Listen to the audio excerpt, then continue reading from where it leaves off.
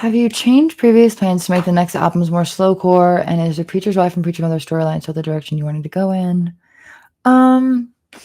Preacher's Wife and Mother of a Preacher will always be the end goal. Those are the big tent poles. That is the trilogy. That is the ultimate thing I'm working on. I'm gonna do a lot of other stuff in between then, Preacher's Wife probably won't come out until I'm, in my 30s. Preacher's Daughter took 4 years to finish. Preacher's Wife will probably take, I would assume, close to the same amount of time. And I still have other stuff to do before Preacher's Wife. I have to do the B-sides, which it's not really a surprise that I'm working on that.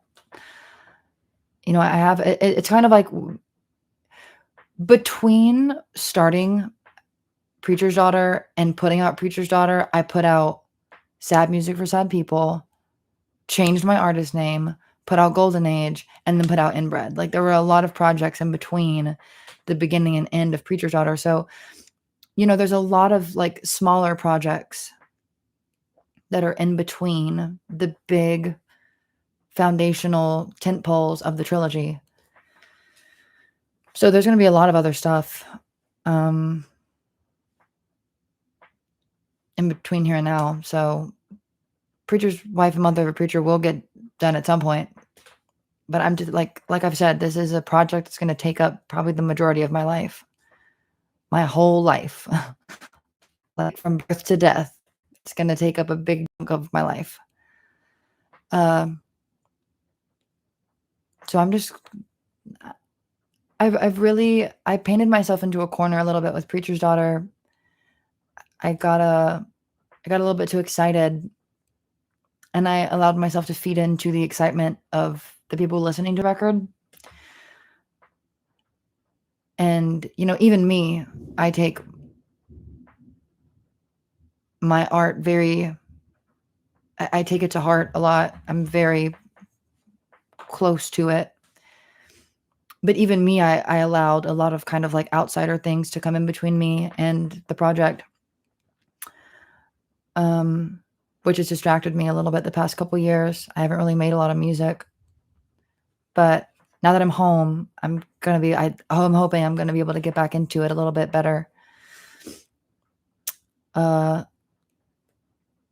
so I think that is going to get me back on track, and then I can get back into exploring and, because the side projects are very integral to the main projects. The EPs that I make are a way for me to experiment with things that I want to do on the main records without putting it on the main record. If you listen Unpunishable, I was practicing and trying some stuff out for Gibson Girl. Sunday Morning and Golden Age, I was trying some stuff out for Strangers. Inbred and Two-Headed Mother, I was kind of trying some stuff out for Gibson Girl and Ptolemea and stuff like that. So it's kind of, the EPs are a place that I can kind of be a bit messier and throw around some ideas and then come back to the full-length record and kind of hone those ideas in. So the EPs are necessary. It's why I make so many. It's why I have so many side projects. I'm kind of just experimenting with stuff, because I don't want the full big projects to be a mess. So I do a lot of experimenting. Do you think being closer in age to the titular characters of the trilogy will help you get in their headspace? 100%. I was very much in the headspace of, Ethel Cain, the daughter for Preacher's Daughter. It's immature. It's self-gratifying. It's a bit hedonistic, terrified, very anxious, very anxiety riddled. That was me making Preacher's Daughter. So I think it comes through on the record because of that. And I would imagine that Preacher's Wife will be the same. Mother of a Preacher's so far down the line, I'm not even going to try to comment on that because I don't know. She's a mystery to me right now.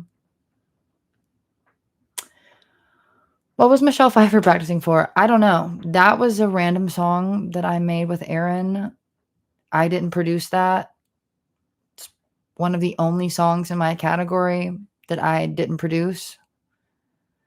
So that one was kind of a one-off. That one kind of stands out. I mean, even Knuckle Velvet, Frank produced that whole thing and sent it to me, and I sang over it, but it still kind of fits better in the world than I think Michelle Pfeiffer does. Michelle Pfeiffer's cute. I like it.